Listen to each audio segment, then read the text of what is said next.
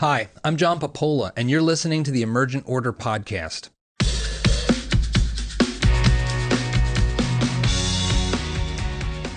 On this episode of the podcast, I speak with Michael Kollo. Michael reached out to me because he had seen our Keynes versus Hayek videos years ago. He is a former quantitative financial analyst, or quant, who's really become a thinker, writer, and has shifted his attention to writing and exploring the world of AI and machine intelligence and its implications for society, and a fellow podcaster in the world of AI and machine intelligence. It's a far-reaching conversation that really connects the dots between two seemingly distant worlds, and I hope you enjoy it. So, Michael, my first question for you is, what exactly is a quant? This is one of those late night pub quizzes, I guess, that you kind of have when you've had way too many beers and somebody across the table shouts, it's an infinitely small bit of information or something like that. And it sounds plausible, but it isn't. So a quant is a kind of a unique creature that I guess evolved over the last 40, 50 years in financial services.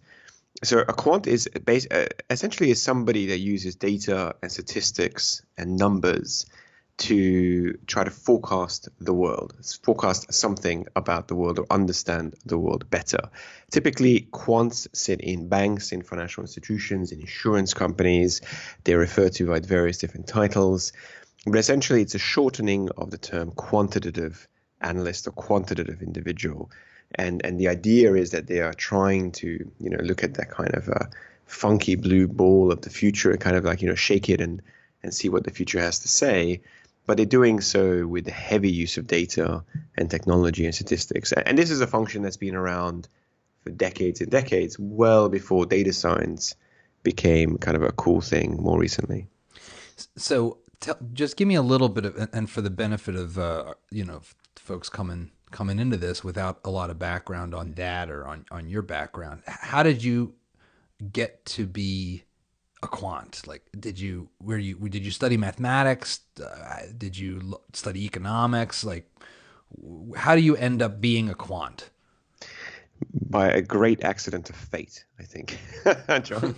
It's very interesting. In my case, I am the black sheep of the family. So my father and my mother are both in theatre. They are both performers. They met on stage. Indeed, I spent a lot of my childhood at the back of theatres, sometimes on stage, sometimes off stage as well. And then I think what happens to you at some point is that you either embrace that lifestyle and everything the arts has to give, or in my case, kind of sought gainful employment, something more stable financially. So I ended up basically blundering through university, kind of doing psychology, philosophy, doing Japanese, doing this and that, and eventually kind of literally blundered into commerce and the study of finance. And finance is essentially, in this case, a sort of branch of economics, and it involves thinking about financial markets. It involves thinking about stock markets or risk or the future, as I said before. And in my case, it was just through a series of these smaller incremental steps that you end up getting into finance, and then you say, okay, out of finance, what do I like? Well, I kind of like the stuff with data and numbers, so I'm going to pursue that. In my case, I ended up doing a undergraduate degree. I ended up doing a master's honors degree in Australia. That's something where you kind of do a bit more research. So you kind of take a problem and you go, gee, I wonder how to solve this problem using some data, using some statistics. And in my case, I came out of university in a time when there was not much hiring going on. So, the jobs were hard to come by. There was enormous amount of competition. When was this? This was in 2000. This was 2000, 2001. So that was when I was coming out of my undergraduate degree. It was basically the back of the kind of tech bust boom cycle of the late 90s. And so that had kind of fallen on its face. And so what happens then is that a whole bunch of firms stop hiring. And so in my case, I had, pretty close interviews, huge amount of interviews with UBS and various others. And all of these kinds of stories about Wolf of Wall Street, that was still in the air in terms of the exuberance around investment banking and how cool that was. So I was coming out of my degree going, I'm going to become an investment banker. I didn't even know what a quant was. I had no perception of it.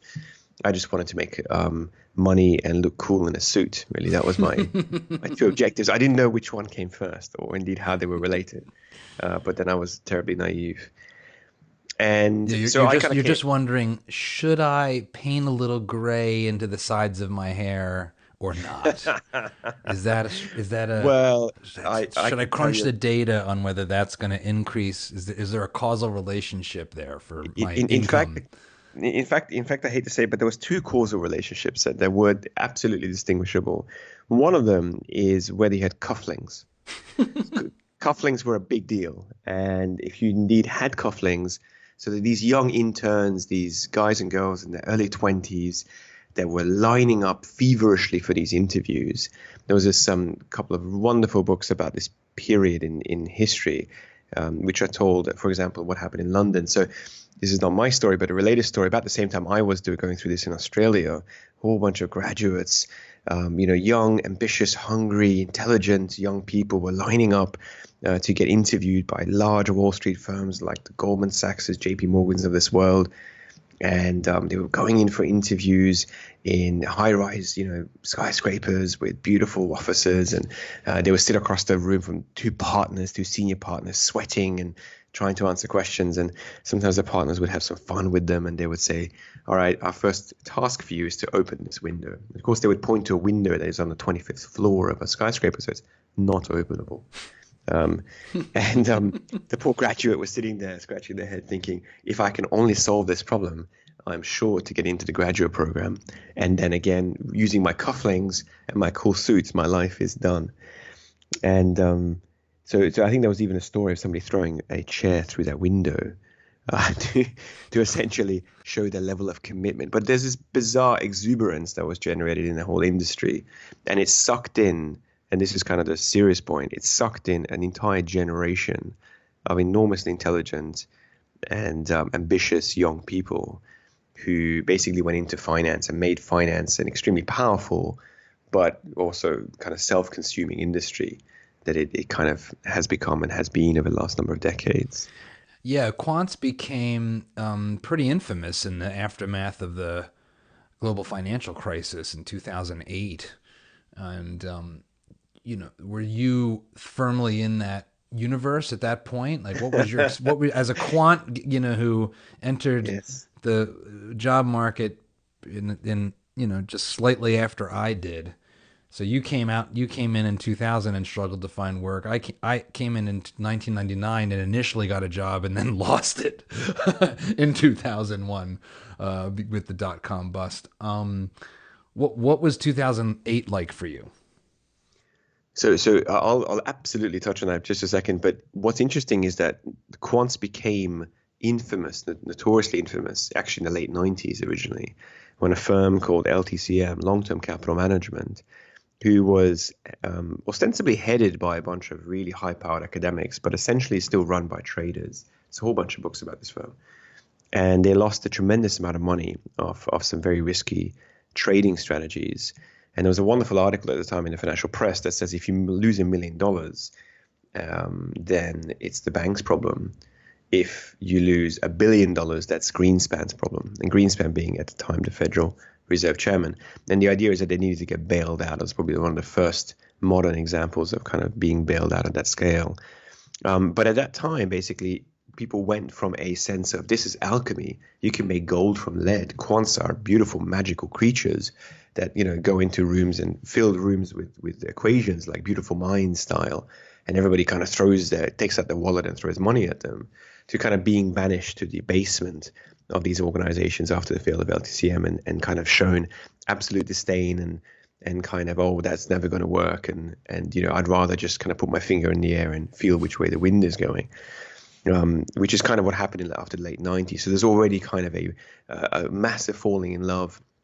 Actually, much of the US academics were very charismatic at the time as well, who were leading this. So they're kind of led the charge into this, and then people fell out of love with quant. I think 2008 was a very surreal experience, but for actually kind of reasons that I came across your material, John, and because I think for me, 2008, I was working in BlackRock. So BlackRock is today the world's largest asset manager at some insane amounts of trillions of dollars under management, $4 to $5 trillion.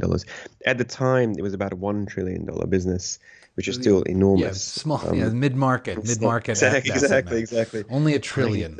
Tiny little shop. 5 of us in the backseat there. No, I mean, it was enormously sophisticated, and it was my first job. I was coming out of my PhD, and having spent a bit of time in New York and interviewing around the world for my academic. At the time, I wanted to be an academic. This was kind of my first shot at the quote unquote big leagues, and I was in a team that oversaw a huge amounts of the portfolio risk across all the different areas of BlackRock. So from fixed income to equities to multi-assets to weird, wonderful structures to mortgage-backed securities, etc. So there was like 100 of us globally. There were PhDs, very, very smart people all over the place. My particular section was in equities, but essentially we talked all across the firm. And so every Thursday we get together and spend 4 to 5 hours niggling through all the data and analytics of all of these different funds and strategies and what was happening with them. And in 2008, we basically saw essentially a tsunami come through and clear out huge amounts of sort of debris and damage a huge amounts of our portfolios and not only that, but I suppose our belief systems. So and that's probably globally true. So I remember kind of reading an article in The Economist in January 2009. It must have been after Lehman collapse, after Bear Stearns, after the world has really shaken its trust and belief in institutions, in the financial system, in, as you say, quant or math or statistics or our ability to know something about the world from data at a very fundamental level. And I remember kind of reading this article in The Economist, and it basically said, look, capitalism is a good system. We should stay with it. Like the conversation had got to that level where it had become kind of existentialist for our society to say, should we stay with capitalism, or is this the end of capitalism? And we should sort of think about something else that we need to have. It's an interesting, the way that has played out, right? Because at one level, having lived through that as an adult, it was crazy and terrifying. The swings in things that affect your life, like the value of your home, which is, certainly for Americans, but probably for the first world in general, is personally your single biggest asset and also your single biggest liability. To see those giant swings is shocking. But, looking back now, it's 2020, and we're now more than a decade after. And this is frankly, I'll caveat, a terrible way to look at the actual human experience of the Great Recession. But if you look at a graph of real estate prices or stock prices or unemployment, the notion that it should have induced questioning the very basic rules of our society is kind of crazy. Like had we privatized Social Security, for example, in the 2000s, you'd be better off if that was true. Just based on the path of equities, based on the path of the economy as a whole. Like, this was a deep blip, but it was still in the course of the 20th. In the course of the past 100 years, because if I say the 20th century, it wasn't, and the 21st, it's actually kind of a big deal because it's only the past 20 years. I feel like the reaction is out of proportion with what happened. But that maybe is a luxurious thing to say. Well, it's fascinating kind of thing. So I've got two responses to that, I suppose. One of them is taking myself back again to the LTCM late 90s crash. There was a moment in history there where if they had not bailed out that particular hedge fund, then potentially quite significant problems could have arisen in the financial system, same as in '08, but much, much earlier. And what was interesting is that there was two people on a train from Paris to London who made that decision to do that. So there's a very, very specific decision that was kind of a number of people that changed the course of history there. And when you talk about this idea of looking back upon an event that did not end up disastrous and trying to sort of say, well, was it in the first place? Were we overreacting? Were we kind of hyped up and were we kind of worried? I'm sure we were, because the funny thing about reality, you learn a lot about this when you do finance and forecasting of the future and so forth, is you only have one history. So it's very hard to ascertain what is truth and what is not truth from all these uncertain probabilities that did not come to be versus those that did come to be. So that's a very abstract way of saying. Let me try and give a specific example. In finance, we have something called equity risk premium. It's a concept that says that if you hold equities in your portfolio, a retirement account, or 401k, whatever, then essentially you earn a rate of return which is compensating you for taking a certain amount of risk. And this is a kind of one of the cornerstones of investment management. It's cornerstone of retirement, etc. And that entire idea and all the books that have been written about it and all the thousands and thousands and thousands of people who are employed to make this thing kind of actionable into people's savings and portfolios all comes from one observation, which says that since the 1950s, the US equity markets have gone up by an average of 7 or 8% a year. And so therefore that should continue. That's like a rule of law. That's like an economics 101 kind of principle. That's like gravity for economics. A different way of thinking about this is that this is just one reality. And there is another reality where the US did not come out of World War II in a good way, did not have the industrial boom it did. The 50s were not kind, and therefore the equity markets kind of went sideways. And in that world, there is no such thing as equity risk premium. In fact, there's probably no such thing really as retirement saving or 401k accounts that rely upon equities to push themselves up. So 2008, there's many alternate realities that say that the world went into a depression, not into a recession, after March 2009 when the government stepped in and provided their floor. If they had not made a decision to do so, if they had gone with the Hayek kind of approach and let things fail, then there's entirely possible that that recession could have been a mild one, it could have been a severe one, it could have went into depression. And I recall very closely sitting in BlackRock as a young analyst, literally soiling my pants in January 2009, thinking to myself, this is the end of my career. This is a glorious 1 year of finance that I've been preparing for 8 years. Because the conversations were not whether we're going to go into a recession, but what is people had to dust off economics books about what is a depression, and then basically kind of bring out those definitions and argue whether we're going to go into a depression or not. And quite frankly, at the time, the depression arguments were winning. There was enough economic data on the table to say that unless we get help, this could take a very long time to flush through the system. And in the meantime, there'll be quite depressed growth economically or employment-wise, etc., and that could lead us to depression. So I get your sense that there's a sense of panic and, oh my God, my house property went down by 5% per year, but hey, it's been going up by 20 for the last 10 years. So in some sense, who cares? So there's certainly that element. But I think from the machinery of finance saw at the time kind of an abyss in front of it. And, there was going to be severe social implications of that abyss, which I still think is the reason that today we live in a world where the central banks look at stock markets on a daily, if not weekly basis, and kind of make decisions based on central policy based upon these asset movements, which is unheard of, decades ago. Yeah, it's a very interesting, and we're going to get pretty quickly to talking about broader topics than finance and macro, but it's interesting that I'm very much inclined to be skeptical of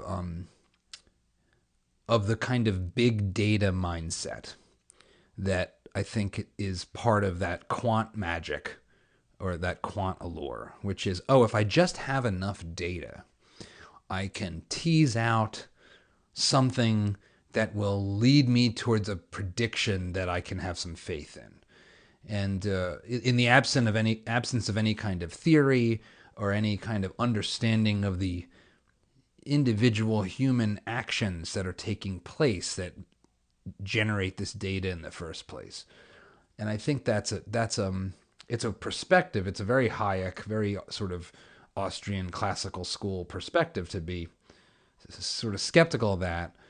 It translates across a lot of different things. Like when we start to talk about AI and machine learning, it's very similar. You've got this use of data that is somewhat divorced from human mechanisms, and I feel like that's part of the thing that can lead you astray. There's different schools of thought on that. Like, where do you fall in this? In like almost at like the philosophy of data science level, as far as what we can know about the future or about the way cause and effect work just from data sets. So yeah, you jumping straight into there. That's probably one of the sort of deepest areas of AI and machine learning, which I think there's a lot more thought going into now. Let's even just keep it just talking about macro and finance, because it was obviously right. I mean, is it fair to say that problem is at the heart of using a kind of quantitative analysis or any kind of macroeconomic modeling? That's definitely right. Relies on that too, right? So it's fascinating. You've got, I mean, again, I'll try to use these kind of big visual images and therefore abstract from the somewhat more dry explanation of these differences. But if you think about quants or indeed economics as a bunch of shaman around the fire, and so we're sitting around the fire and we're telling stories about gods, about mythology, and we're talking about the way that we imagine the world to work. And we talked about the fact that, it hasn't been raining because we need to pray to Zeus more, or this idea that there is a inherently order to the universe, there is rationality to the way things happen, and therefore, even if we can't fully understand, and there's a little bit of fuzziness in our perception, we can't see the fully picture, we understand. So it's almost like based upon the idea of, let's say, physics or other mathematical ideals. Statistics is kind of maths, but it's not really maths. It's a beautiful, perfect, most of the time, is a perfect study of how things work. Statistics is about looking at data and going, my gosh, I don't understand the full system that is impacting this particular thing, but I have a mental image in my mind in terms of what it means. So it's very much kind of a top-down, ordered, I think there's almost like a created system here.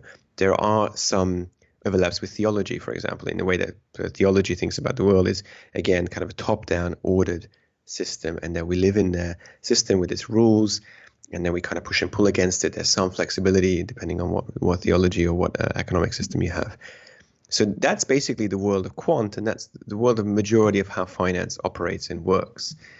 So these mental models largely come from theoretical models. They come from what's called agency models and other conceptual models that some of the very early economists in the 20s, 30s, 40s, but indeed last couple of centuries have kind of pulled together, and they're based upon everything from game theory to other kinds of conceptualizations of games or interactions and how those work. So that's one tribe, and so they're sitting around a fireplace roasting marshmallows, etc., talking some stories and thinking about the world from a top-down perspective.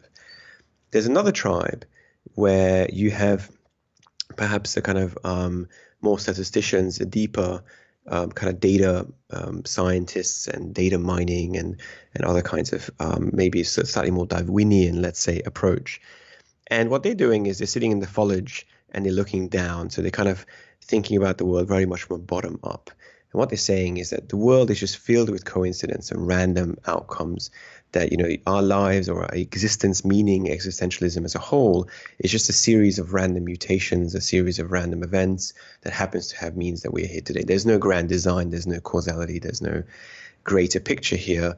All we need to understand is essentially what kind of components we happen to be made of today, and understand essentially how those components will happen tomorrow. But we don't need a greater map of the world than that. We don't need to understand our place in the universe. We just need to understand the next incremental byte or the next incremental sand particle that comes across our way. And that's very much where the data science and computer science indeed has grown up from, and that approach that they kind of take. Whether they explicitly kind of think about that or not is a different thing, but it's this notion that you take lots of data, and the more sand particles, let's go back to the analogy, you have on a beach, the more you're able to estimate whether your particular sand particle will move or not move, or go left or right. But you have no conception of what a beach is, what a planet is, what a weather system is, or any kind of top-down ideas. But I think what we are finding is that these technologies are nonetheless extremely powerful at sometimes forecasting the movements of very small or very kind of micro-level information like sand particles. It's partly because the data, the technology we can throw at it, and also partly because the shaman who are sitting there in the fires, they don't always have to tell stories that actually are true. They just have to sound good. And so I think, a lot of our humanity, and if you've kind of read those famous books, Sapiens and Homo and others, this idea of narrative telling is obviously ingrained into our psyche. And often the role and purpose of narratives is not necessarily to accurately describe the world or necessarily a natural system or anything like that, because sometimes those natural systems are incredibly complex and really hard to put intuitively and entertainingly. But they are there to kind of give us comfort and to give us hope and to give us, drive or emotion or whatever. There's lots of other purposes that they serve. And so I think what's fascinating to me is we're in an age now where these two tribes are kind of rubbing up against each other with some interesting problems, like the recognition of language, like this idea of how do you, detect information, or even what we're going to talk, I guess, a little bit about, which is about art and literature, and this idea that how much of imagination, cognition, of all of these different things that we think about very as a human traits and probably as a top-down storytelling traits, can we actually better understand or even replicate from a bottom-up kind of bite-sized perspective. So that's a very long-winded way of kind of trying to paint this picture of these two tribes that are thinking about the world in very, very different perspectives. And so far, quants and economics indeed has a very top-down perception. Even though they use a lot of data, they still are trying to find evidence for stories, and those stories have to make sense. We are yet to be in any place in finance where you can go in front of people and say, I don't have a story for you, but I've got this incredibly complex non-linear kind of network relationship in front of me here, and I think you should trust me with your life savings, that I can make you money from that. I think it's kind of interesting because I think in some ways this may be the first time I've heard that top down and bottom up framed in the way you've just done it. So I'm thinking about that because I think in a way the sort of framework for how I try to think about the world, which is very heavily informed by Hayek and Russ Roberts and this sort of quote Austrian school thinking, is almost feels like a third tribe, because that shaman school to me feels very much in this world of a kind of neoclassical economists and Chicago school folks, even Milton Friedman for that matter, and the Keynesians for sure. They've got these sort of frameworks for how they think the world interacts. And then you have this, you have this sort of like just see what the data will tell you, and your theories are always going to be a story that's mostly wrong, so I'm going to dispense with that, which is the other tribe you were describing. And then you have this middle, what I would say is kind of a middle ground, which I think has made it hard for me to get my head around how the way data science is taking shape in this world of AI, which is this sense of, okay, the world's super complicated. So grand theories that attempt to predict the future are mostly foolhardy and bound to fail. However, there's certain like rules of thumb about individual human nature that are about the best we can do. So people generally want something today instead of tomorrow. They want more of something they like and less of things they don't.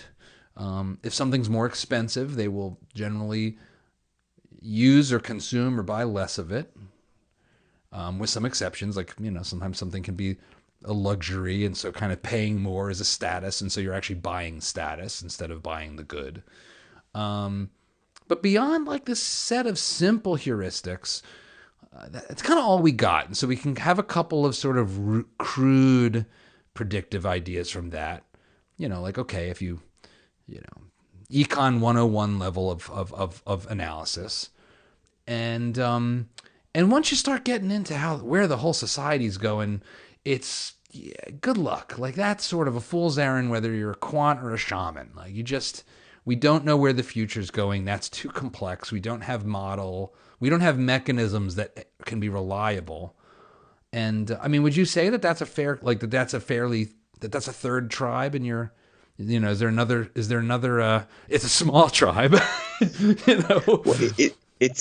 I'm going to make an attempt to be witty for a moment. So you have to bear with me, John. And since it's your podcast, you have to laugh as well. But so I think you're right. I think a lot of it's to do with the level of the organization that you're thinking of. So going back to your analogy, you've got, let's say, Keynes. Keynes think about the world as sort of a bunch of levers in front of them, which talk about consumption, talk about government policy. And the levers are kind of labeled in a way that says the game, so-called, in front of you has these levers in it, and your job is to kind of make that game function well. Yeah, sort of hydraulic economy. Hydraulic economy, but only because we think about these levers as clumsy because they're very, very high up in the clouds, and in some sense, what they're doing is they're observing the output of a complex machinery of system, and they're really just saying, I take the exhaust of that system, and then I'm going to categorize it only to that three levers or the three hydraulic chains, so consumption or production or prices, labor, etc. And there's something very beautiful and intuitive and simplistic that your mind takes that information and feels calm about, but you kind of know that the machinery that is producing that exhaust is ever more complex and dynamic and changing. I think with Hayek, there's still a framework, there's still a game, but the players in that game or the pieces that are being moved around are not the exhaust fumes of an economy, but are rather the underlying agents that are trying to maximize utility. So in that case, for example, companies are trying to maximize profit, compete, etc. And that process, that game, which is still very clean, and in some sense is still a top-down view of the world, but being taken at a slightly, not 10,000 meters, but at a 5,000 meters angle, right? So we're still talking about 5,000 meters, but now we are, rather than seeing continents, now we're seeing cities, or now we're seeing even kind of companies. And I suppose the idea that those companies are competing and moving with each other kind of moves us into that world. So really the Hayek versus Keynes argument is really the difference between 10,000 and 5,000 meters. It's not really the full spectrum. I think with machine learning... Wouldn't you say that, Hayek is really just fundamentally... and I bring this up mostly because this is how we first got connected, and it sort of ties in at a methodological level. I would argue that Hayek's ultimately talking about the individual human agent, because choice sort of exists within the individual mind. And so all of even at the level of companies competing, you have emergent outcomes at the level of any group. So that emergent outcomes, John, was it emergent? Yes. I love that word. So wouldn't you agree with that? He's not really. Yes. He's not really working at he's not really working at any collective group level. Well, so this is an interesting point. I think there's a number of different agency models that kind of make up this world, and I agree with you. The most basic of agency models is where you have individuals, again, in a conceptual theoretical models. So if you look at the underlying papers that are behind this School of Economics, there's no data. So that's not a problem, by the way. That's not a criticism. I did my PhD at London School of Economics. They had a huge theory department, And essentially, all of the papers that were coming out of there was people setting up essentially games, mini games, where they say, we've got this number of agents, we have a continuum of agents, each agent has an endowment amount of money, their job is to maximize their utility with that money, and they can spend it or invest it or whatever, and then they then observe what happens to that system that is created by these agents and how that system behaves, and they observe information symmetry, or they observe game theoretical outcomes. But essentially, they still do so with a framework in mind. So I guess what I'm trying to get across here is that in both of those cases, it's still a top-down understanding of the world. It's just applied to different layers of existence. So it's still a top-down creation to say these agents have endowments, utilities, and act in this way, and know this or don't know this, and therefore optimize within those constraints. And so the 5,000 and 10,000 meter view for me is still about, is preceded by a human understanding of a system, and then basically trying to say, right, who should be our players in that system? Should it be these big exhaust fumes out of an economy, or should it be, these kind of stylized individual agents who make individual decisions to optimize, and therefore the aggregate of those decisions is the most optimal for an economy or for society? And that's how we get growth and advancement and freedom and all this kind of stuff. Maybe another way to say it from top down, I see what you're saying. I guess I would phrase it as, in both instances, you're having to operate with a kind of crude abstraction. Like the idea of that individuals maximize their utility is a weird abstraction that at any given time is weird. Like what is how do I measure utility? What is that? And what if I'm just tired and I just want to go on break and that's your utility too. We just can't measure it, so we have no idea. Is that kind of what you're talking about? Is a sort of a dealing with a kind of abstract modeling approach to problem solving as opposed to that's right. Yeah, that's right. And I think a lot of the science around decision making, which is also an area of finance as much as it's an area of psychology or others, is you have to abstract away from a human being and create an agent. And as soon as you create an agent, I guess much like a story, if you're a writer or if you're a creator, you endow that agent with certain characteristics, but obviously a small subset of what the underlying human being has, because they're a stylized version of that human being. So if you're telling a story with that agent, then you're saying this person's a middle-aged mom who's got 2 kids, who's sexually frustrated. So now, boom, here's the next story that I'm going to tell with that person. Whereas, for example, you might say, okay, so with the economic models, you'll say this is an individual, they have some money, they want to make investment decisions, or they have these set of decisions. But because I have a continuum of these different agents, I've got hundreds of thousands of different agents.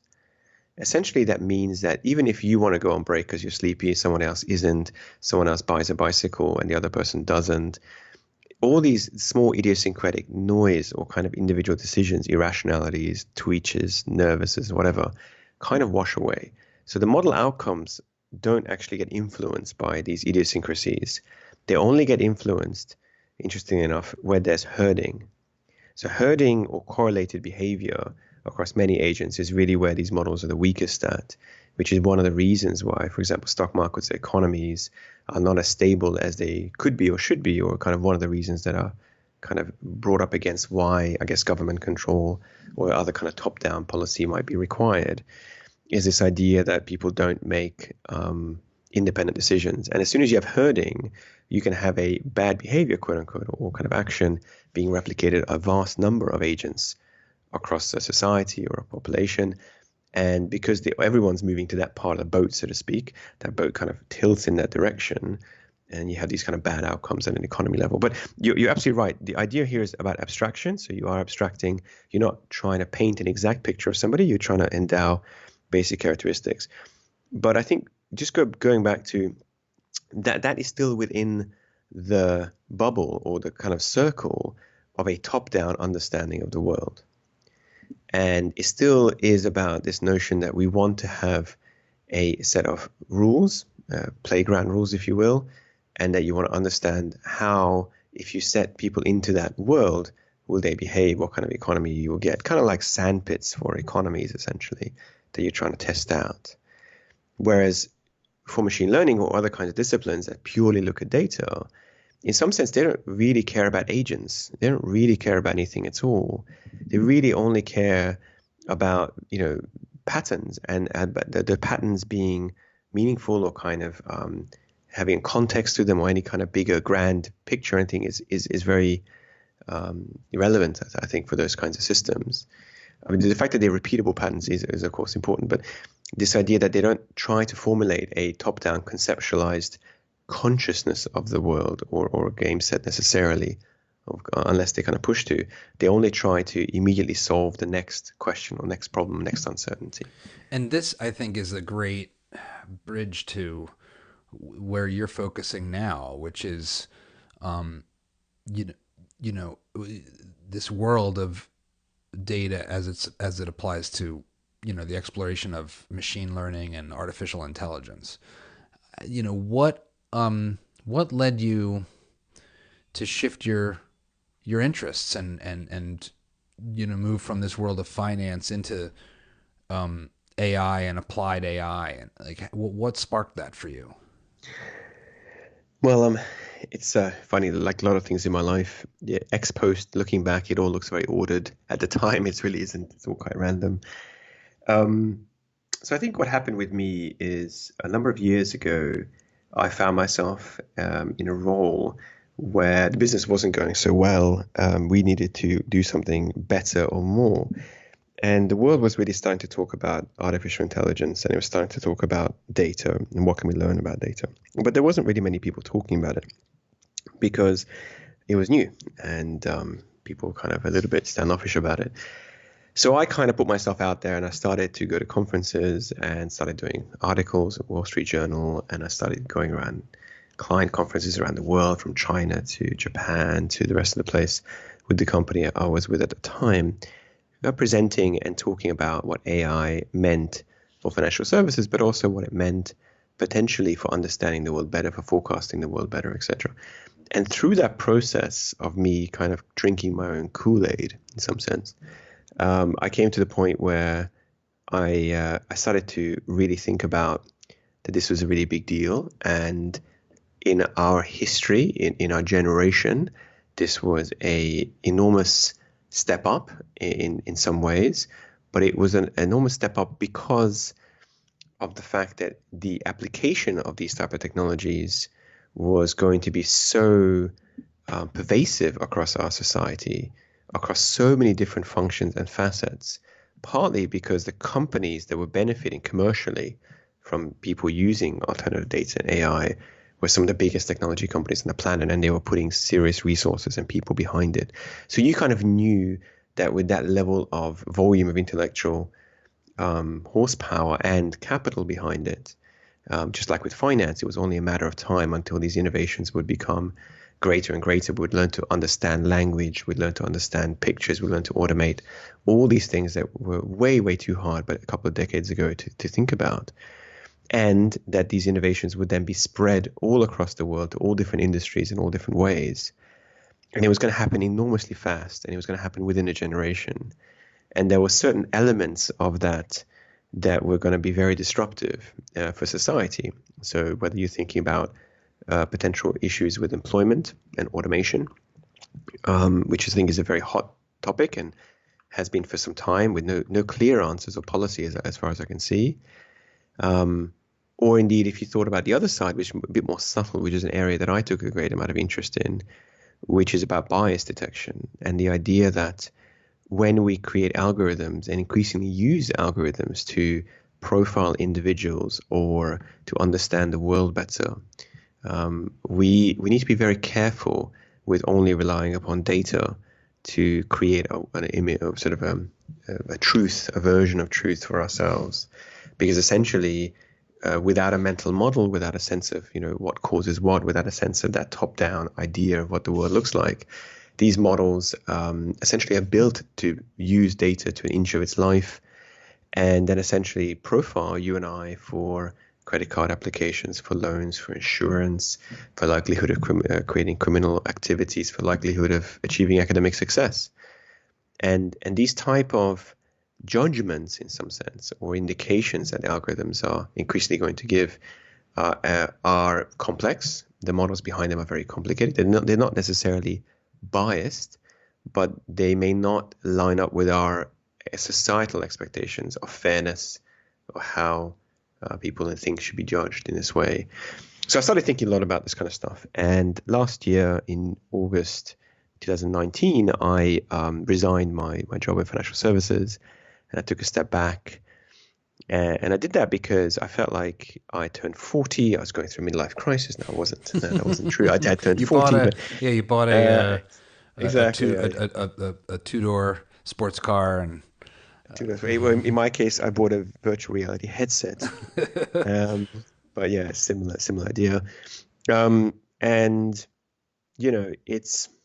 I sort of thought, look, in my lifetime, I'd like to be able to touch these problems. It would be remiss of me, and it would be a missed opportunity if I continued on my way and these things happened or kind of went about and I didn't have a voice in the conversation. I didn't have a chance to influence it. So I started writing. This is what I do usually when I have something on my mind. So I started writing, articles about it. I started writing fiction about it, about AI and algorithms. And essentially, I just started to do all the things that interest me about the subject. I created a podcast talking about applications of machine learning, and I hope to do more of that in the realm of ethics and AI. I mean, this whole area at the moment is very young. I think there's very different kinds of voices in this conversation, from ethicists and philosophers to much more empiricists and technical individuals.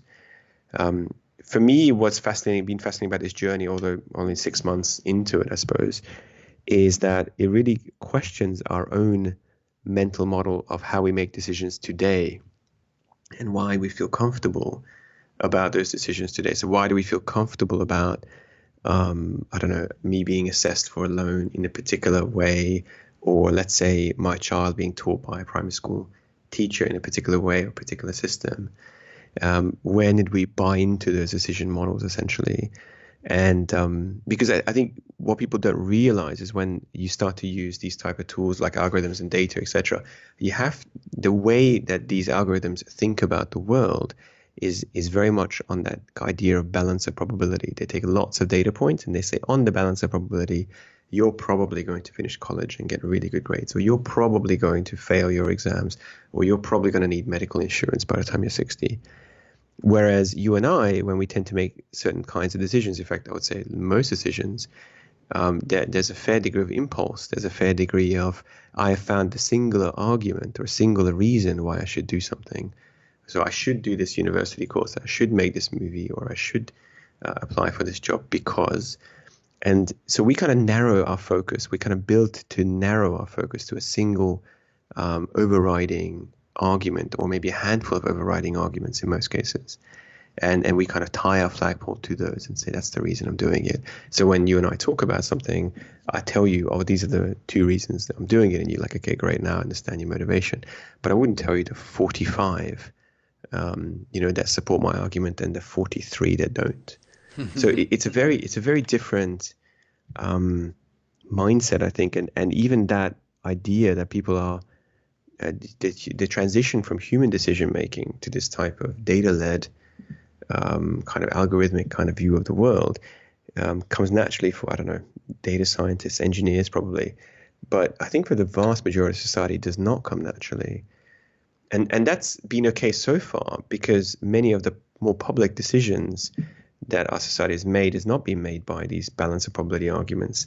Even in courts and in law, we have a single judge, we have a single human voice. We attribute that they essentially take all the data, all the evidence into account, but then they should, based on the weight of evidence, which is, I guess, a different way of saying the weight of probability, but they're still human voice. And so we kind of still attribute our own thinking to that. So yeah, look, I've rambled on a bit, but that's how kind of where I'm in my journey at the moment in this whole process. One of the things I have an interested observer's level of understanding about where the technology is. Artificial intelligence as a term, my understanding of it is it's somewhat of like a nonsense term. It's Yeah, completely. in that it doesn't actually refer to a thing. It is just sort of a broad category for a form of computer driven automation / pattern recognition. But we call it artificial intelligence, and that automatically frames the way we even talk about it. And I think some of that framing is pretty useful, and some of that framing is wholly unhelpful for trying to have a realistic understanding of what this currently can and can't do, and what it may or may not ever be able to do. How do you think about, from a just from a storytelling perspective, being someone that's trying to focus on grappling with this narratively, these terms, artificial intelligence, machine learning, emphasis on what exactly do we mean by learning? How do you think about where these terms facilitate our understanding of this technology and obfuscate it or confuse it or stand in the way of being realistic about what this technology is, or these technologies are, I should probably more accurately say. No, and I think that's there's two sort of central points I think you've uncovered, which are both very important. One of them is to understand what is the actual stake, if you will, what is the content of what's currently happening and what these models are doing, and even there, you've got quite a large zoo of animals that could be termed machine learning. And you've got, amoeba level stuff where you're kind of like, okay, this is not really learning per se. This is just about a correlation. You're picking up that every time the sun rises, the rooster crows. And so then you think, the rooster is somehow related to the sun rising and planetary movements. And of course it isn't. So the classic example of that is when people looked at, for example, classification of images between dogs and foxes. The computer got really good at understanding which is which. And then, of course, they realized that the reason it got really good is because every time it saw snow in the background, it said it has to be a fox. And so, it used the information it had, just as a child would, to categorize the information that was immediately in front of them without any context. And so this is more about just extreme pattern recognition where there's no context to the pattern. So it's not intelligence by the way that we would subscribe to intelligence. I think the danger, as you say, the linguistic framing of the technologies is very, very important, because as human beings, we have all these defense mechanisms that kick in when we observe something that could be a threat to us, either physically, intellectually, and otherwise. And where we are in this part of the cycle, I think we are probably inches away from kind of a mass dissatisfaction with robots and AI from a societal point of view. And because we've all kind of labeled them as a single entity called AI, because we've kind of skirting dangerously close with the idea that they are substituting human-like qualities. So whether they're chatbots or whether they are kind of emulating us in different working tasks, etc., automations.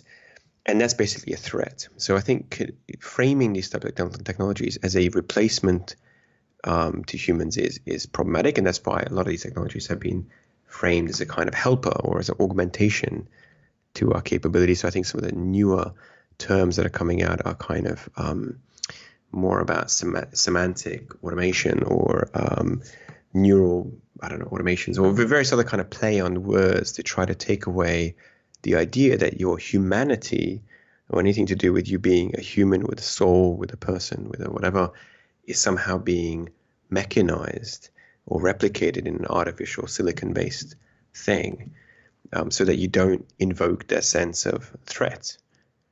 A good example of that, for example, is Pepper. So Pepper is a small robot functioning today, mostly in Japanese railway stations, and its job is to give people directions. So you go up to it, you ask where the train is, it tells you understands fluently Japanese, understands English reasonably well. The French company that built these robots, I was at a conference presentation, and they were saying that basically when they were building it, they needed to build it as a child, because to build it as a human, imagine like a 6'2" robot, was threatening for people. And so there's these subtle tricks about how do you build, should robots, for example, be in human shape at all? There's a whole interesting question about robot brothels, for example. Do we think about them the same way? Well, on some level, it's just, machinery and people. And so you're like, well, that doesn't feel like it's got the same moral problems or kind of question marks as maybe a standard brothel might. But then, of course, you kind of ask some difficult questions. What happens if those robots are in particular shapes, or what if they look like children, etc.? So then you're like, oh, that's not good. So again, it's this idea that should robots emulate humans? Should they look like us? And then obviously commercially, they might be much more viable. We're much more likely to engage with a human operator, even when we're chatting with them online, than if we know it's a chatbot. So we want to, on some level, have servants or people that look and feel and sound like human. But on some level, I think that there's this very difficult Creepy. kind of problem. Creepy. There's a creepy problem. And I think there's also this idea that, we could easily kind of point the finger at them, quote unquote, and say it's them, and then have that type of kind of grouping, profiling problem. So that's more, I suppose, answering your question, but answering it specifically on the level of robots and this idea of how you construct them. Should they look like humans? Should they have to identify themselves? Every time that you're chatting with an AI, it's calling you up for to make an appointment. Should it have to say, this is a Google AI you're talking to at the beginning? Or can it fake you? Can it trick you? We've seen a lot of faking technologies coming now to light, from deepfakes of video technologies to GPT-2 and the the more text-based faking and news fakes and all that kind of stuff. So this idea of kind of the imposter, the artificial imposter, which is the other AI, I suppose, is kind of nervous, I suppose, for our society as well. I think that one of the things that's so interesting when you look at this,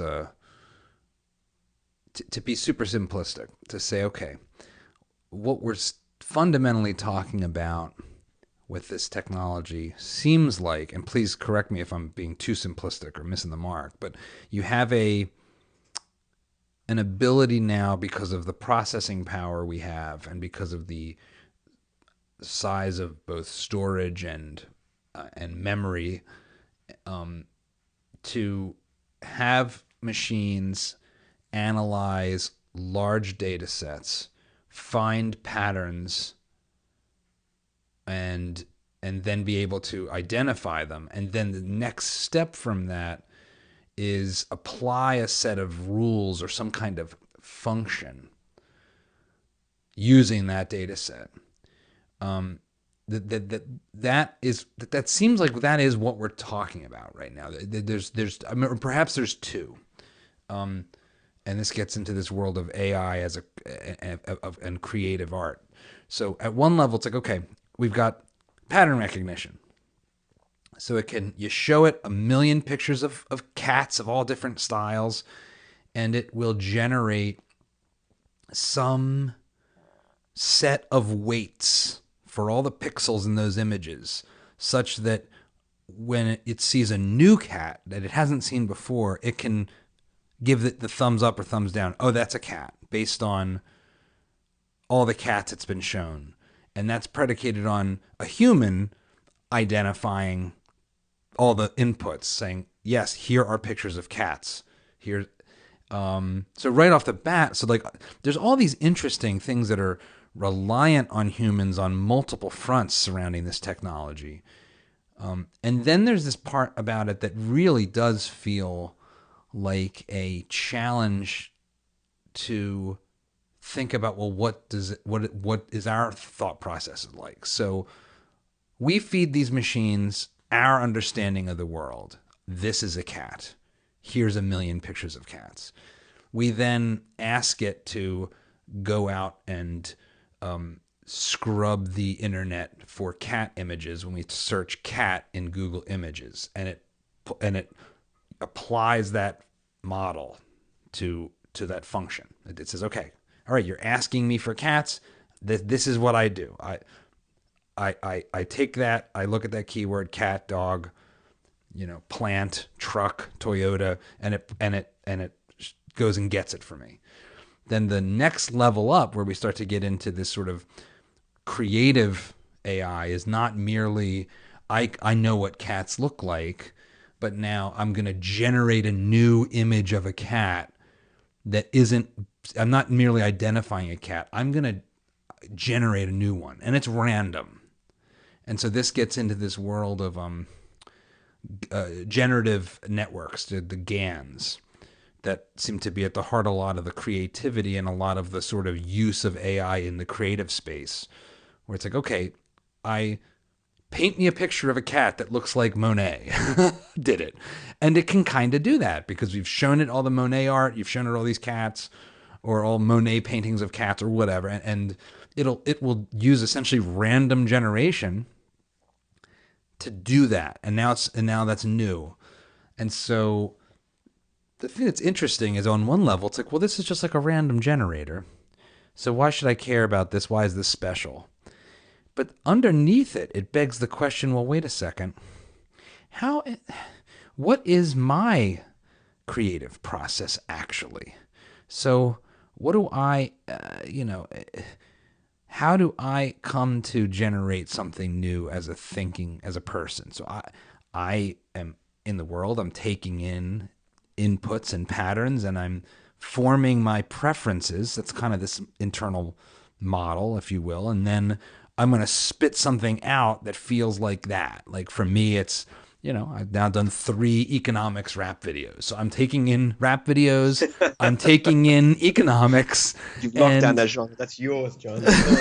And so at some level, I've created a kind of algorithm. I've created a data set in my own mind of like economics and basic Dr. Seuss meets,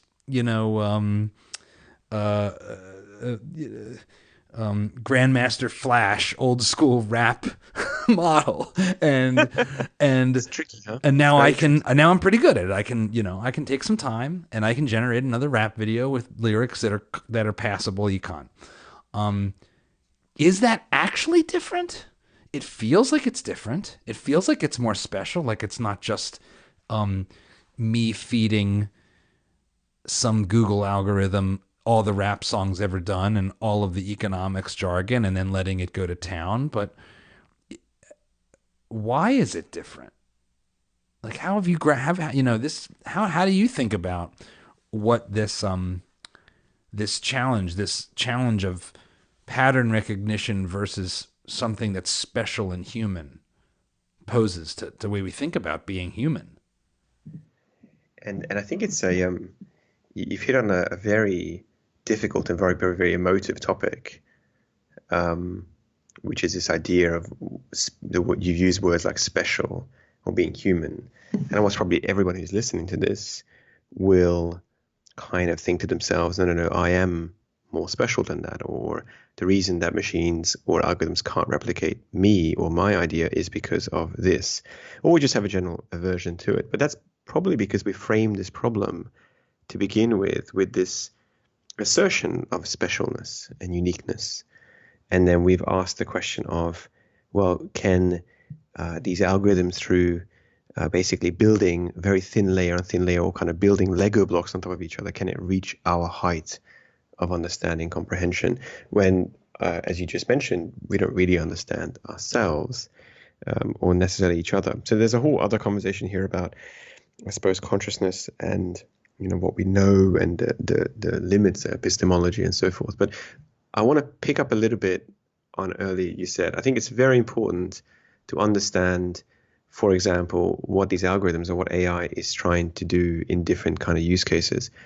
In some use cases, it's absolutely trying to replicate a human intuition or a human understanding of something. So as you said, the identification of cats, but in a different way, for example, news sentiment. So there's currently algorithms that scour hundreds of millions of news articles a day looking for sentiment, so whether the article is being positive or negative about a particular topic. And the way that these algorithms have been calibrated is by humans reading articles, telling the machine, I think this is negative or positive. And the machine is basically looking for patterns in, let's say, 50,000 of these type of reviews from humans in order so that it can replicate that intuition for hundreds of millions of articles a day.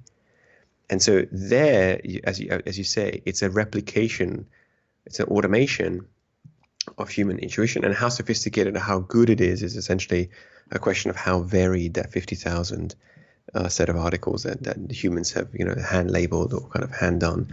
And there's some very interesting articles, by the way, for those that are interested on this whole black economy that underlies this huge technology where loads of people in usually second, third world countries are sitting there pointing out and circling pictures of cats or reading things or whatever, labeling, what's called labeling these data sets for these machines to understand better. So there's this one idea about how do you replicate human understanding of the world?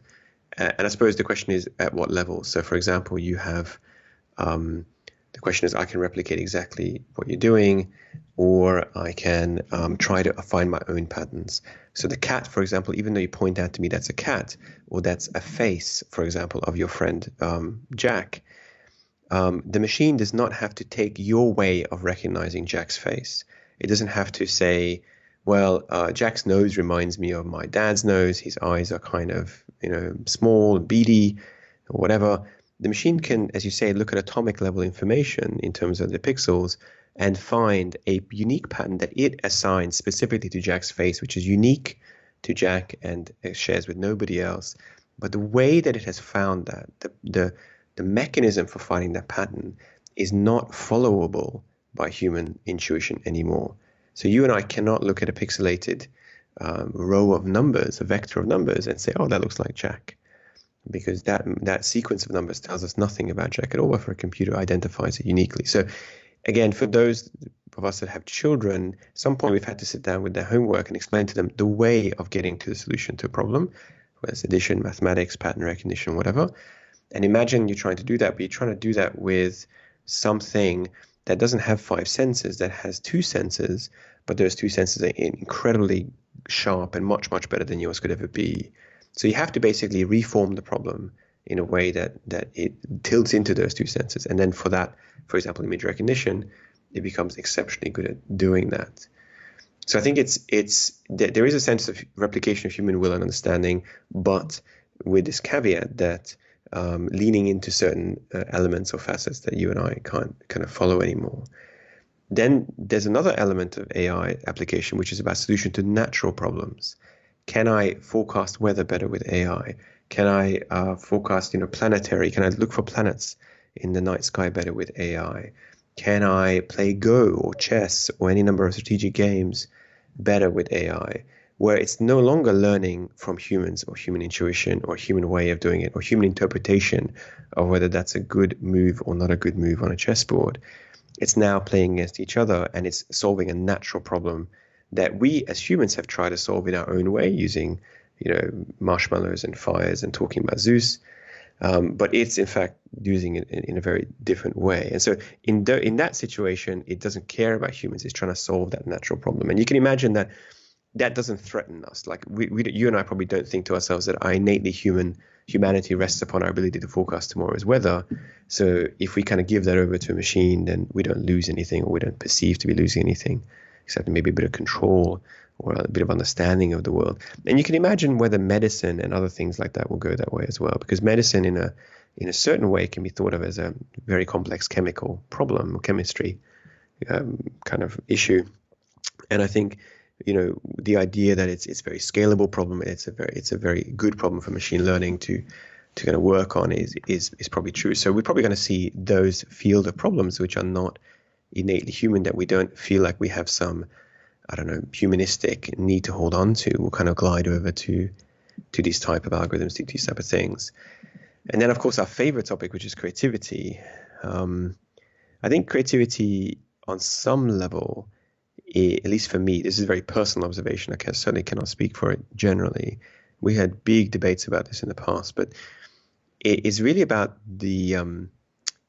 from a creation perspective, it's about finding a frequency or a rhythm or some kind of common thread amongst a whole bunch of disparate information, whether it's the colors because you're painting something, or in my case, if I'm writing something, I lock onto that frequency, that sound, that emotion, that something I hear, and then I generate words or I generate content around it, always making sure that it's somehow carrying that same message consistently through it. That's my form of creativity. That's why I associate it with it.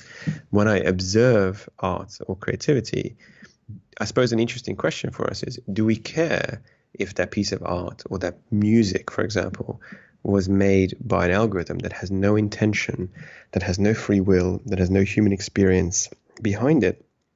But what it's managed to do is to calibrate the frequency of sounds and the rhythms in such a way that it matches my mood and my heartbeat frequency and other things that I am currently in at the moment, and therefore it complements my psychological state in a positive kind of way. But it's not, I don't have to imagine that there's a person behind that piece of creativity. I don't have to imagine that they were singing about their lost one, or that they were in love once, or they face tragedy, or that they're happy, or anything like that. To be fair, I don't kind of imagine that today, but I don't have to imagine that tomorrow either. But these kind of patterns of music and art and others are basically just there to kind of either please me or inspire me or evoke me or move me, and therefore they could be optimized or they could be calibrated in such a way as to move me in a much more deeper way or much more thoughtful way. And I suppose the question is, do we need being the operative word? We might want to, but do we need human creators at the end of that? So I think what is the most interesting part of this problem of, trying to grapple with to what extent these algorithms are being creative and where it differs from humans, in some ways, I think exists in the unknown unknowns. Because, as you said, right now at least, every instance of this starts with a set of data that has been prepared by human beings. And so, whether it's providing all the Beatles songs and saying these are Beatles songs, or providing all of these images and labeling them and using Amazon's Mechanical Turk to have tens of thousands of Indians do it, or whatever. And what does that mean when we ask tens of thousands of Indians through Mechanical Turk to make more subtle judgments that maybe they would make in different ways than Chinese or Americans or Germans or Italians, or men versus women or whatever? There's this garbage in, garbage out problem, which is, I think, the first challenge with thinking about what the software is creating. And then there's the next problem I think about is, we can only feed these machines data that we can acquire and that we can format in such a way that is machine readable. So that leaves a lot of the universe, unknowable amounts of the universe and the human experience, out of the picture. And I think this is where the conversation about AI and where can it head and where will it head and what should we worry about overlays pretty well with our earlier conversation about a quant approach to things like macroeconomics, because there's a measurability, acquirability bias that take, for example, the weather. You mentioned can we hand over weather prediction to a machine? And at some level, it's hard to imagine it doing worse than humans, because our ability to forecast the weather sucks. And it's a classic example of the problem of prediction in a complex system where there's how many sensors would we need to have to feel good about it? And then what are these sensors sensing and where are they placed? And what are the, I think about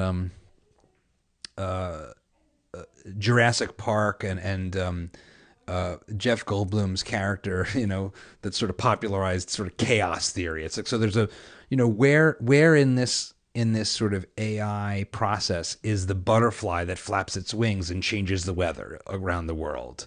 It doesn't. Well, That seems to be left out of this AI methodology.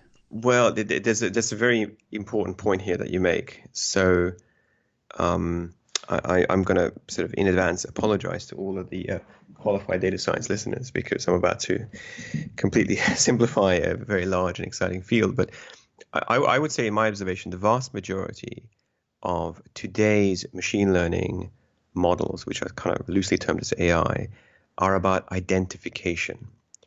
So essentially, a different way of thinking about that is, if you saw a static picture, could you how many things could you identify in that picture? If you saw a static piece of text, how much are the words grouped together? What kind of words are grouped in one section of the text? What kind of groups are in the other? Are they positive? Are they negative? And so forth. There's very few models in machine learning that have had success, I would say, in more complex, what's called dynamic or kind of time series problems, where you've got a sort of feedback effect. So you're talking about complex systems, for example, whereby I do something, something comes back, I do something, something comes back. There is a branch, which I think is a very exciting one, called recurrent neural networks, RNNs. And that is a specific branch where the dynamics of the system are studied and learned. In other words, I act and you react. I act, I react. And it's through that interplay of back and forth that I learn. The only problem here is that I need to have insane amounts of data for that action, reaction, for me to build a picture as to what the likely system is underlying that cause and effect machinery. And currently how that problem is overcome is that there are sort of simulations built. So simulation is a huge area, I think, that will become a lot bigger in machine learning, where we take representations of reality and we can simulate them, hundreds and thousands of times. Rather than having 50 years worth of daily data, you can have 100,000 years worth of data equivalency, because you've taken a particular system, replicated it, and you've taught the machine to go and learn about it. I think it does go back to this idea of causality underlying it, right? Which is, what is your mental model? What causes things? Is the rooster causing the sun to rise or the earth to pivot? Or is it just, related in some way? The thing that's interesting and frightening about that is that you're creating a kind of bizarre test tube AI in that scenario, right? So it's like, okay, I've heard this talked about in terms of the singularity and how we might get to truly sort of autonomous superintelligence. That what we'll need to ultimately do probably is have a kind of AI baby that learns by having an experience in a way somewhat similar to a human life, where you accumulate all this experience and it comes to form you.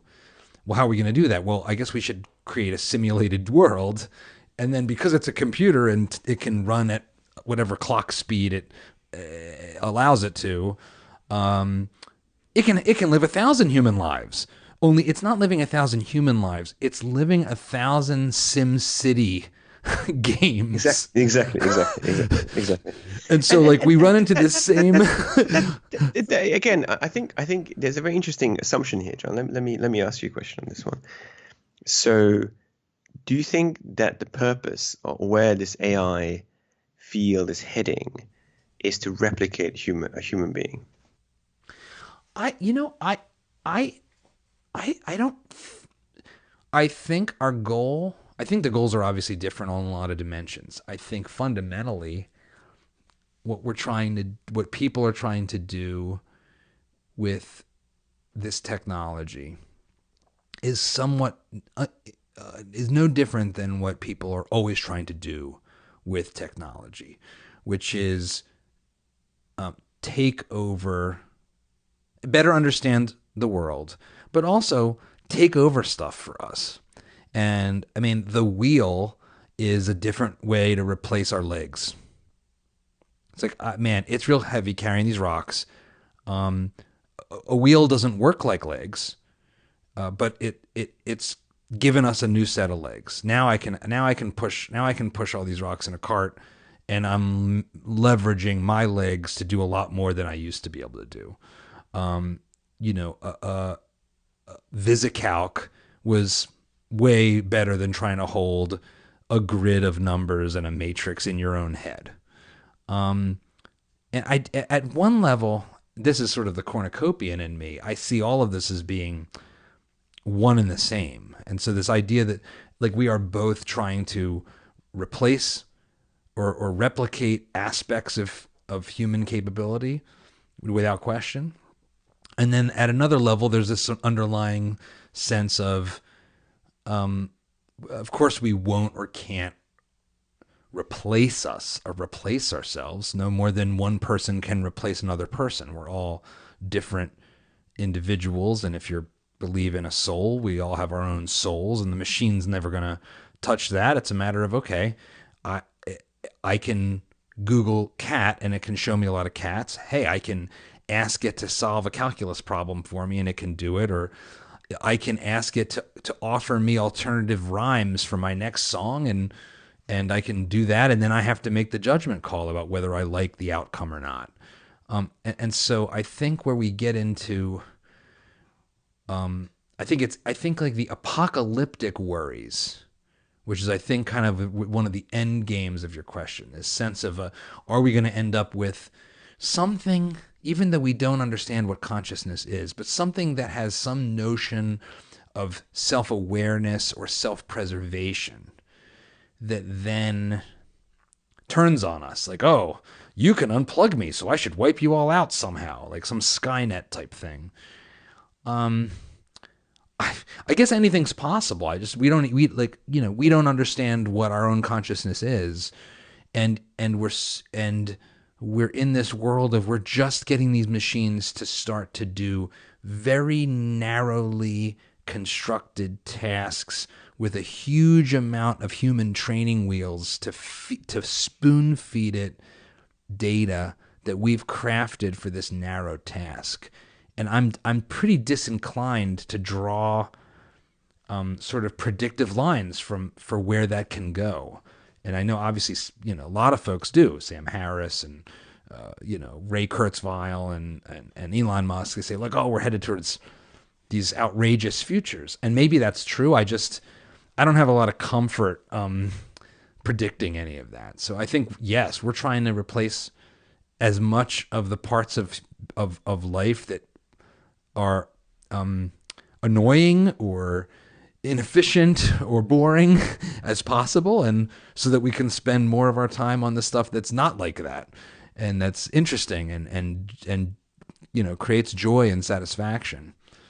And I think where we're going to run into some interesting challenges is, when the machines are good at certain repetitive tasks that some people rely on for their livelihood. Like, okay, well, now they got it. Okay, it's great, you can do something else, but that's not an easy thing. It's never easy to change. And those disruptions can come very quickly. And so, there very well could be a point where, wow, like, you can ask this machine to write a brilliant rap song for every economist ever to live and write. And it can not only do, it will do millions of variations on them. And then it'll actually offer you the variation that you would really like based on your Apple Music playlist in real time. And that's going to be hard to compete with. Well, exactly. And I think that there is I'll pick up a couple of different points here. One of them is about the idea of the soul and how reducible is our humanity. So I think one perception is to say, no, we have this unreducible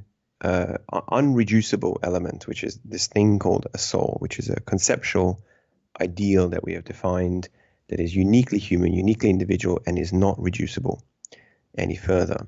And essentially everything else that we do, our identities, our age, our sex, our race, our background, education, whatever, are a matter of circumstance plus a bit of free will, but essentially are a collection of tasks and thoughts and attitudes. And if we've done meditation and things like that, we know that they're quite malleable, and your control of your thoughts can be quite different and so forth. So I guess in that perception, you say, well, I'm happy to give over the tasks and ideals and activities and behaviors that I do to an AI or to a machine or indeed to something else, and I will still retain my soul, and that's all I need.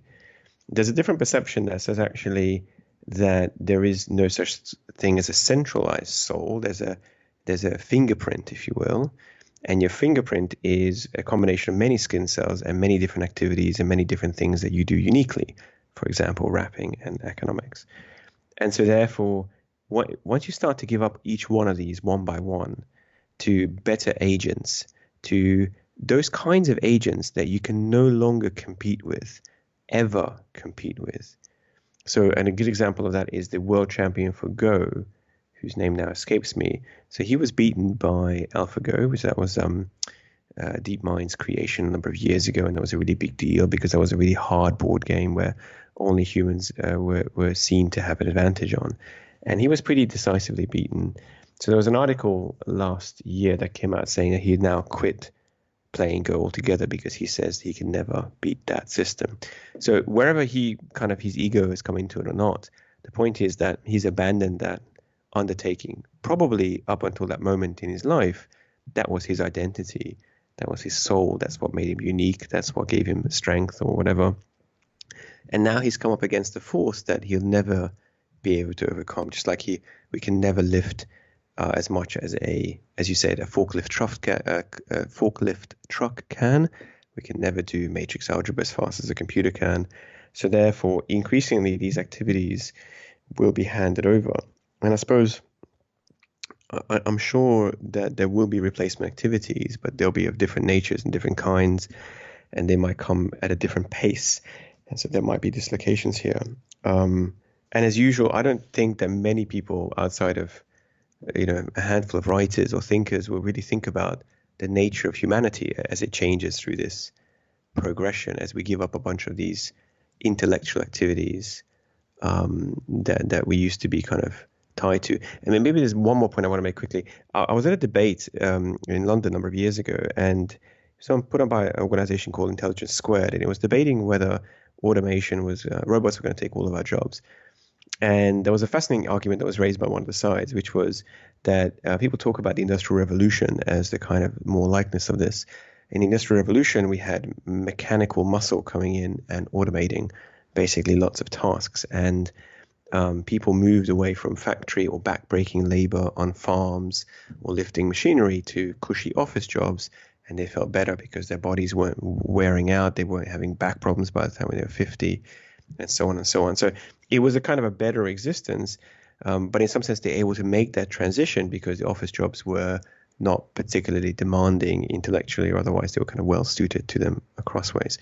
But if we're going to automate a bunch of intellectual labor, so whether we're talking about fields like law and medicine, we're not talking about people stacking shelves, we're talking about actual professions where a lot of the intellectual capital today is going, then the question really becomes, where do you go? Because not everybody can be moved up. Let's say IQ is the main prerequisite for some of these jobs. It isn't, but just for ease of conversation. If you have an IQ of, 110, so you're reasonably smart, can you move up to 140? Can you become an abstract thinker? Can you become something else that hasn't yet been displaced? Because what happens when that shelf of intelligent labor is essentially not only replicable, but replicable in a way that you can never ascertain, like it's out of your human reach. So as things currently stand, if we activated the technologies that we have on the table, and I completely take your point that at the moment we're still dreaming, the data is still shoddy, it's handpicked, there's a whole bunch of leaky parts of the boat, etc. But we know that the amount of resources, the amount of people that are behind these things, that these boats will be patched up, that these solutions will become more institutional grade and so forth. And I guess our job as forward-thinking people is to think about how do we get society or people or governments ready so that there isn't a dislocation when these things do roll off the factory floor and are ready to go in. And so I suppose what I spend a lot of my time thinking about is, yes, we are dreaming about what the future could be as we start to be replaced. But I suppose a question we haven't even talked about is, why do we want to do this? I mean, absolutely, we want to automate factory floors and things like that and make things more efficient. Why would we want to build a human AI or a general artificial intelligence? What's the purpose of creating another, another voice in that conversation? I think I think it's an interesting question, and I think it's one of these things where there's a couple places I go that are unavoidably nihilistic, and one of them is that we have a curiosity killed the cat nature. And so, there's a book, I forget the author's name off the top of my head, but it's called, maybe it was Dan Pink, or I forget, but it was like What Technology Wants. And, throughout our history, our being the human race, we have had these technological breakthroughs. And though we tell our stories that they have single inventors, very, very commonly, these inventions happen relatively all at the same time in multiple places, and the reason for that is perhaps something to the effect of, these are the adjacent possible things. So whether it's the light bulb or the combustion engine or successful flight, or even these algorithms, so many of these computer science breakthroughs, it's called computer science for a reason. There is sort of an underlying physics-like quality to these algorithms and to the math. It's math at the end of the day. So I don't know that there's a genie here that can be put back in the bottle. I think that there's in a planet of 7.5 billion people that's rushing towards, I'd like to hope, rushing towards an inevitable end of poverty, where there's billions and billions and billions of smart people excited about computers, excited about pushing boundaries. People are going to do it. It's going to happen. If it can be done, it'll be done. There's a sort of a deterministic quality to that. That's some mix of like efficient market hypothesis, law of large numbers. If enough people want something to happen, it's gonna happen. If it can.